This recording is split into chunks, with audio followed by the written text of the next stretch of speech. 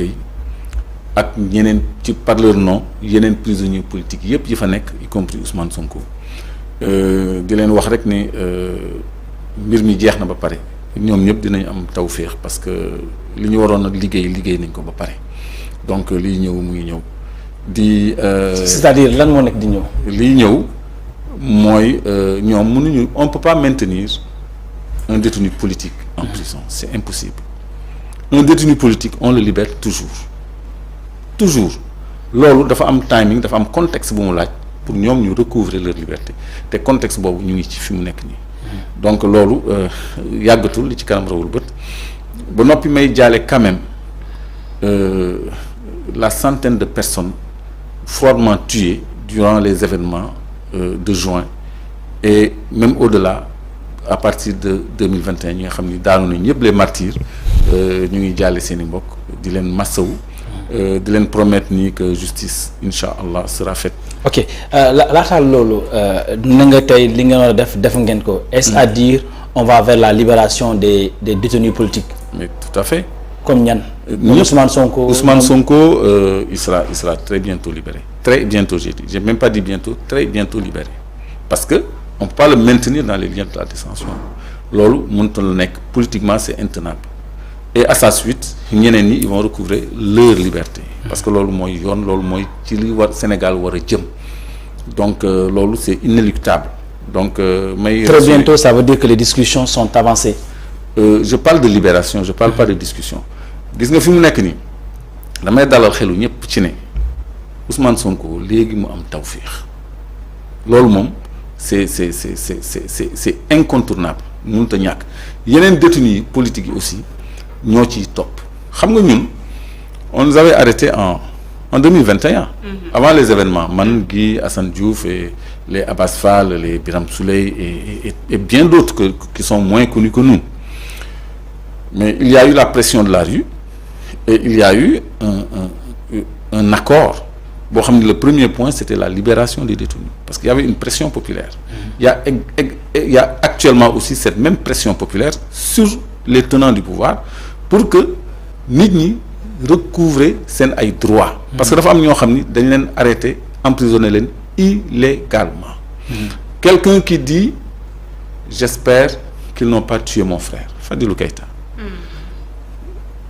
après ñu gis Fulbert Sambou dee Didier Badji disparaître pour un poste comme ça on maintient dans les liens de la détention un cadre de Pastef depuis ce temps-là pour quelle raison Bassirou Diomaye qui dénonce ni justice bi di doxee une pollution intellectuelle ba léegi mu ngi ci kaso bi ñoo xam ne dañ doon jël selfie ay image nii ñu ne yooyu vous êtes pas loin de la prison on vous met en prison ci ay déclaration wax Cheikh Omar Diagne conférence de presse la def ak man ak Dame Mbodj on a tenu les mêmes propos ñu jël ko yóbbu ko kaso Abdou Karim kenn xamul lan lañ ko jàppee y a des cas comme ça en pagaille ak ñoo xam ne dañ doon romb nii rek ñu traité leen de manifestants laaxale leen yóbbu mais loolu ñooñu dañ leen war a libérer de force ñooñu waruñ leen téye en prison. Est-ce des arrestations arbitraires? C'est des arrestations arbitraires yoo xam ne c'est suivi de plus grave sax il y a des enlèvements aussi.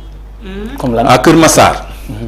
xam nga ñu ngi naan je change le fil parce que ñu ngi naan am na plusieurs personnes qui sont tuées une cinquantaine et autres ñi ñu rey ëpp na sax 200. mais parce que y a des disparus. ñu lan ñi ñu rey ci manifestation 1er 2 ak 3 juin diggante boobu on a tué plus que 50 personnes. ñoo leen rey.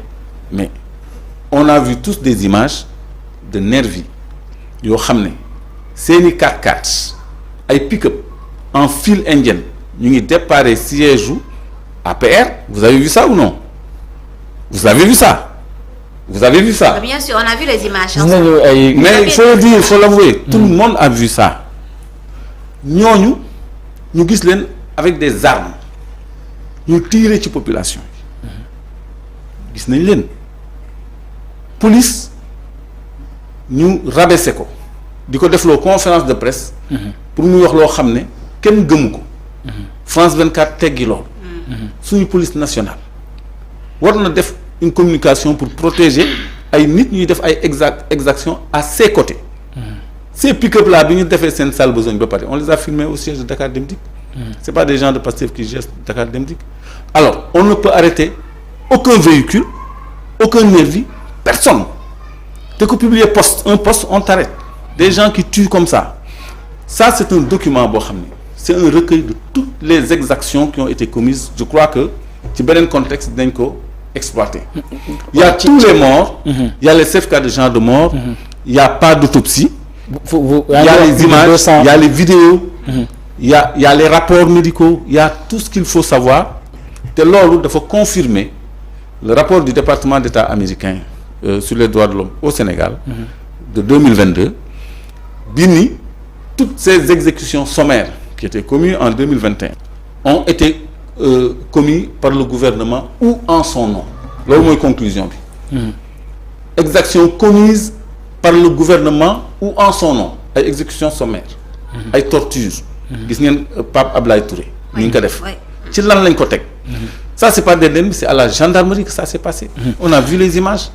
En 2021 le gouvernement avait quand même gis nañu enquête bu mu lancé pour déterminer les circonstances yi nga xam ne nit ñi dañu ko mais jusqu'à présent enquête yi kenn publié ko les responsabilités ne sont pas encore situées.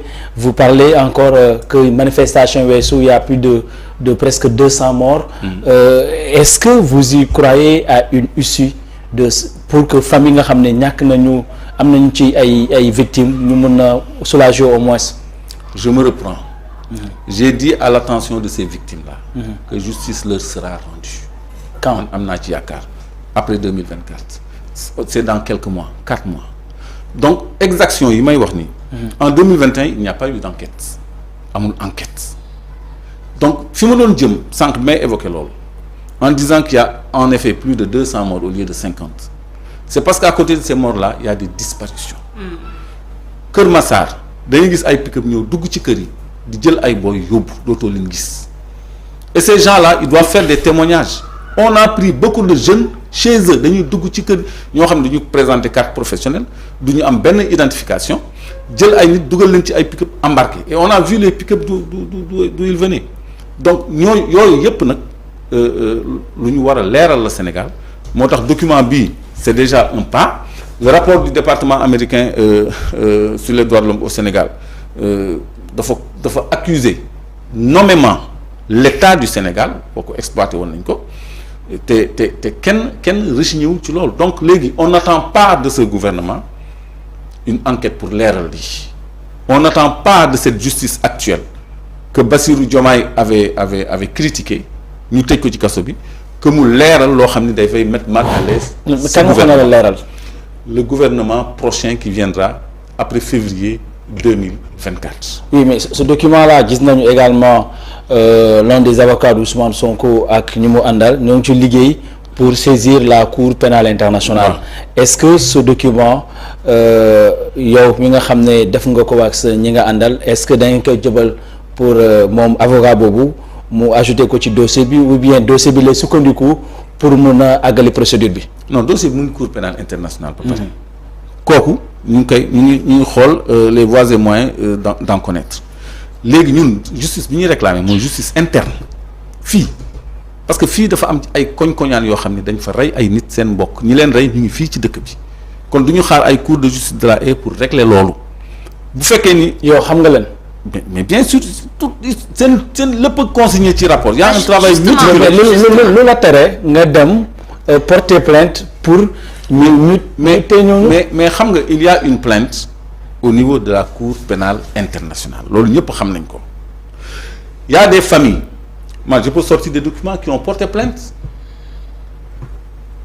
ku ñu rey Sédhiou famille bi dafa porter plainte zéro enquête tout est là il y a des plaintes qui ont été déposées xam nga Clédor mënul déposer plainte bu ñu reyee un Idrissa Diémé famille am porté na plainte léegi ñu kooku dañ koy appuyer soutenir ko ñu instruire mais plainte amul benn plainte bu aboutir amul benn plainte bu ñu donc ñun séentuwuñu lumière wala justice ci ñi fi nekk tey.